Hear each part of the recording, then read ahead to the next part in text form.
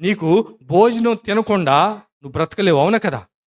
శ్వాస పీల్చుకోకుండా బ్రతకలేవు, అవును కదా? దేవుడు మరి ఒక ఆజ్ఞలు పెట్టాడు, నియమ నిబంధనలు.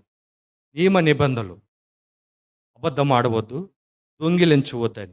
అబద్ధం ఆడవద్దు, దొంగిలించవద్దని. మరి మలాకీలో చెప్పాడు, ఆనాది నుంచి ఇప్పుడు వరకు కూడా దేవుని సొమ్ము దొంగిలిస్తూనే ఉన్నారు. ఇప్పుడు కానీ దేవుడు పట్టుకుంటే నువ్వు నేను అందరం దొరికిపోతాం. ఎన్ని సంవత్సరాలు నీకు ఆదాయం ఇచ్చాడో, ఎన్ని సంవత్సరాలు నువ్వు తైత్తు లెగ్గొట్టావో, ఎన్ని సంవత్సరాలు, అదేమంటే బైబిల్ కొత్త, కైసరుకి చెల్లించండి, దేవునికి చెల్లించండి. ఒక్క నెల కరెంటు బిల్లు ఎగ్గొట్టు, ఒక్క సంవత్సరం ట్యాక్స్ ఎగ్గొట్టు, ఒక్క సంవత్సరము ప్రాపర్టీ ట్యాక్స్ కట్టకుండా ఉండు. ఇంటికి తాళం అయిపోతే అప్పుడు, నీ కరెంట్ కట్ చేయకపోతే అప్పుడు, మరి దేవునికి చెల్లించకపోతే దేవుడు ఏమంటలేదు, మౌనంగా ఉంటున్నాడు. కానీ ఒక రోజున పట్టబడతాం.